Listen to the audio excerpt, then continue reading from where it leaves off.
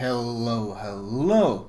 Continuing my American battleship line commentary, we have now reached the tier 6, the New Mexico. Now, the New Mexico has a nice amount of guns. It has 12 guns, which already makes it feel far more powerful. However, at long ranges, something that becomes quite apparent is the fact that it only has 1.5 Sigma. The matchmaking is tier 5 to tier 7. Well, there's only, what, 2-3 tier 5s, a ton of tier 6s and a ton of tier 7s, which is pretty much probably the most common matchmaking you'll face in your New Mexico. Extremely rarely you will face tier 5s, mostly. But that's such an incredibly rare situation that it's not really worth highlighting that much more. The majority will probably be facing tier 6s or, as in this case, tier 7s. Of course, you also tend to get unlucky as well and end up against tier 8s, which is less enjoyable, but ultimately the bulk of your games will probably be against tier 7 opponents, since tier 7s tend to get matched up against tier 5 and 6 most of the time. Now, the New Mexico, as I said, you have 12 guns and you have a pretty nice 4x3 turret setup, which is actually really good because you've got really good firing angles on these turrets as well. The problem is the fact that your Sigma is 1.5, and that of course means that when it comes to vertical dispersion, it's not exactly the best. The shell velocity isn't exactly amazing either, so trying to nail these long-range targets, especially if they avoid, becomes nigh impossible, because, well, you rely a lot on RNG with this kind of Sigma. So it's pretty obvious from the get-go that the New Mexico isn't exactly any sort of long-range sniper, and attempting to play it as a long-range sniper will probably not work out too well. Another problem it has is, of course, that it has a very long reload. For those that have played the Fuso, for example, I personally rate Fuso as probably the best tier 6 ship in the game. Well, tier 6 battleship, at least, the best by far. That one has a 28-second reload on the main guns. It also has 12 guns. This one, the New Mexico, has a 34.3-second reload on the main guns. So that's what, more than 20% longer reload than what you have on the Fuso. So obviously it makes a pretty damn big difference in the amount of DPM you can pump out, and the Fuso is still by far the king at this. That doesn't mean the New Mexico is bad, though. It doesn't have a nearly as vulnerable citadel as the Fuso has, and you can get away with giving broadside, although you need to be aware that you will eat a lot of big penetrations, especially if you're up-tiered. The New Mexico is fairly okayishly tanky when you're angled, but if you give broadside, this thing eats pens like no other. It's so fat and thick that it's unlikely that you will be eating too many overpens either. Pretty much any shells that hit you will be pens, and it's not uncommon to eat something like a 15-20k pen broadside volley, and considering you only have 53k health, that's not exactly too enjoyable, because that's a huge chunk of your health gone. However, you of course do have the heal, and citadels are quite rare on your ship in general, so once again, not the end of the world, but certainly punishing. Just like all the other low-tier American battleships, and just like the Colorado after this, the actual speed of this ship is very low. I think the top speed is something like 21-22 knots. That's with the upgraded engine. But on the other hand, the rudder shift and especially the turning circle is very good, allowing you to quickly evade and turn into any sort of torps. The fact that it's also a fairly small and compact ship also makes this easier. Your AA starts to kick in a bit at tier 6. It's still not really that competitive, but it might make carriers at least hesitate a bit before striking you.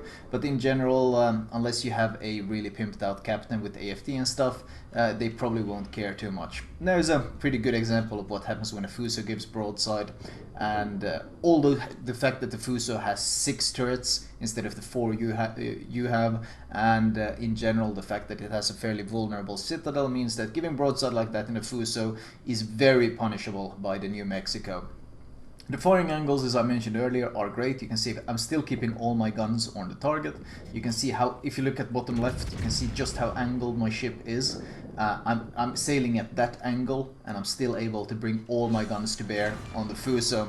So while at long range, I no doubt give the advantage to the Fuso, when you get close range, the New Mexico actually takes the fight quite easily, in fact, simply because the Fuso cannot withstand and cannot angle the same way the New Mexico can. The Fuso, of course, has the advantage in DPM and such things, but straight up brawling fight, New Mexico takes the crown pretty easily.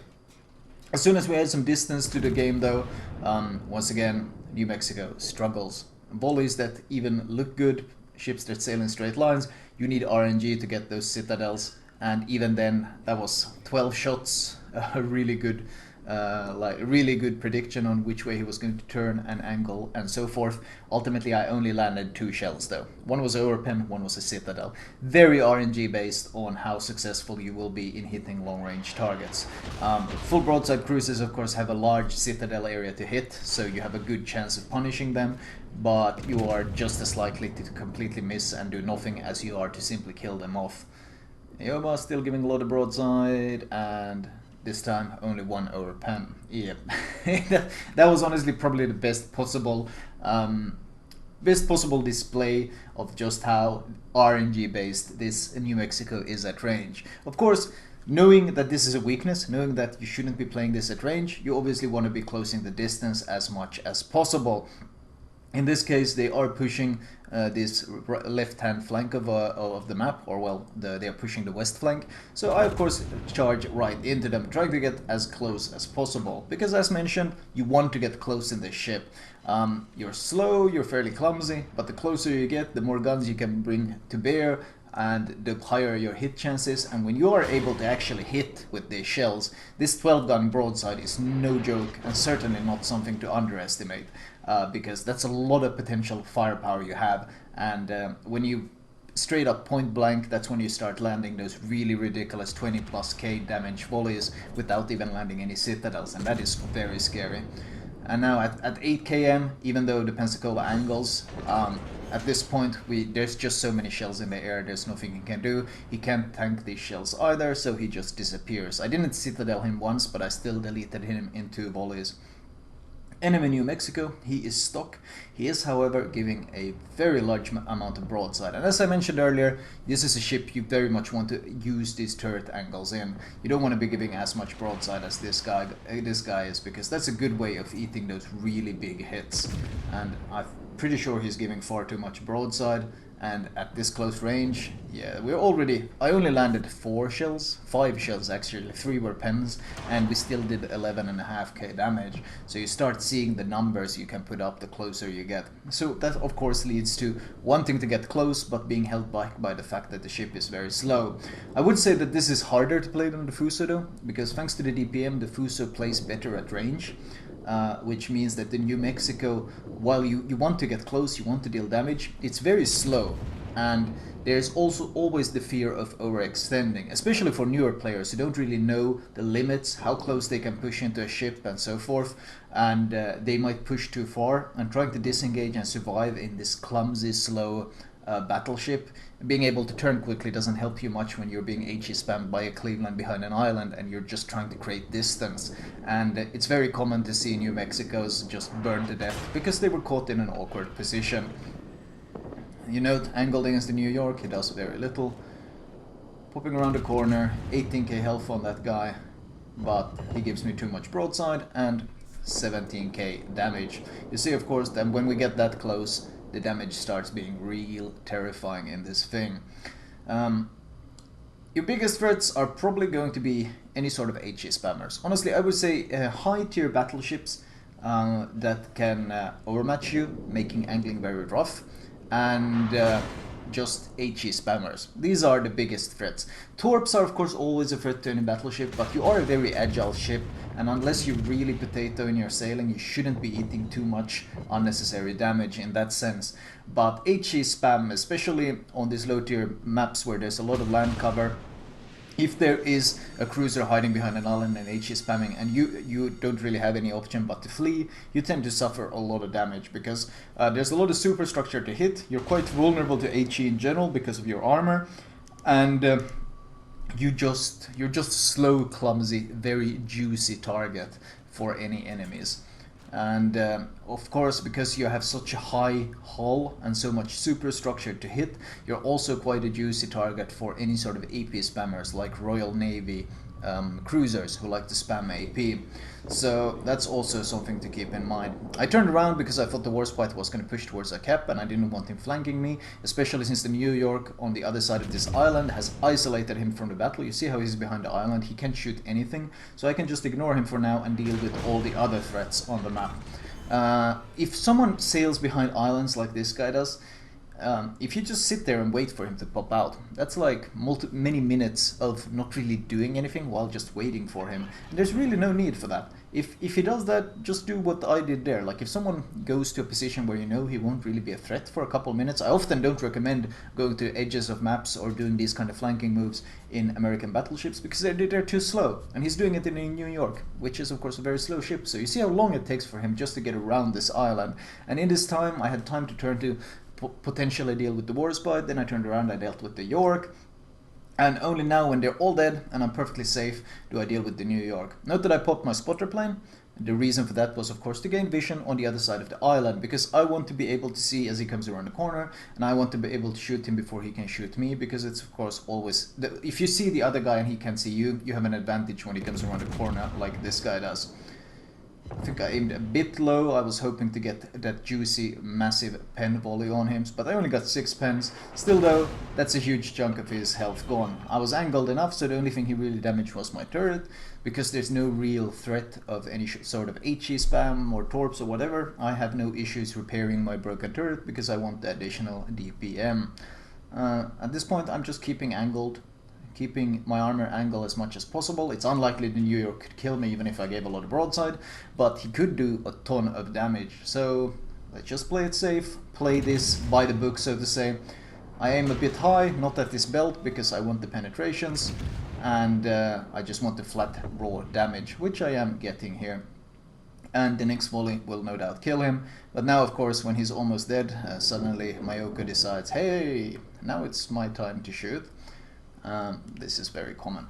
People tend to avoid shooting until they can secure a target, and as you can see, just as I'm about to reload and finish this guy off that I've been fighting the entire game, the Mayoko volley lands and does finish the kill.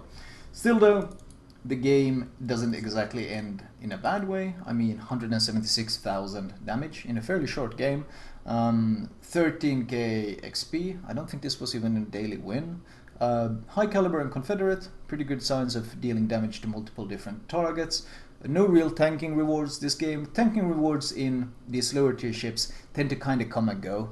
If you end up in a situation where they push your flank, you tend to get them quite easily because you get a lot of focus. But if they push another side of the map where you're not on, it's quite rare that you tend to get the opportunity to tank the same way, simply because you're so slow. You rarely get there in time to actually be part of the defensive force, so to say. And even, by the time I got there, there wasn't really too much left. I did try to tank, I did try to get close to use my guns, but I didn't really get too much focus in general. And that does happen, especially in these lower tier ships, because speed is always going to be a limiting factor in positioning. Base XP 2.2k, that is pretty nice. I mean, all the tier 7s ended up below me. The enemy, well, the tier 7s and 6s kind of dominated on their side as well. Some unlucky Emil, Bertin and Mutsuki on the enemy team getting to enjoy, of course, the matchmaking that you enjoy quite a lot as a tier 5, which isn't exactly fun by any means. A detailed report. Once again, potential damage only 1 million. As I said, not really that many shells being shot my way. Damage itself though, 94 hits, 243 shells fired. That does give you an idea of just how many shells you can fire in this thing. A perfect 13 minute 37 second game, scripted as hell of course. And overall a pretty solid, I think, showing of the firepower of this ship. Very unreliable at ranges, but once you get close, the New Mexico gets very, very scary. In fact, the last time I covered the New Mexico, I called it brawling with a shotgun, and that still applies to it. The closer you get, the more terrifying the ship becomes. But at long range, well, you might get lucky and you get those 1 or 2 citadels, but you might just as well just get an overpen or 2. And that is, of course, if you want to improve as a player, you should look for ways to reduce the effects RNG have on your gameplay. And the best way to reduce the effects RNG have on your success as a New Mexico is to close the distance and improve your dispersion by simply reducing the distance to your target. Now I won't bother going over the captain build, since you can just watch my Wyoming or New York, since we're continuing the exact same captain build. The build path is the same. I will always recommend going the hull first, then you get the engine boost, then you get the range in that order. And the flags are exactly the same. We are continuing the exact same build path, and the American line in that sense is quite straightforward. If you know what you're doing at the Wyoming, you kind of know what you're doing pretty much all the way up to the Colorado. Anyway, that was all from me. I hope you guys enjoyed it.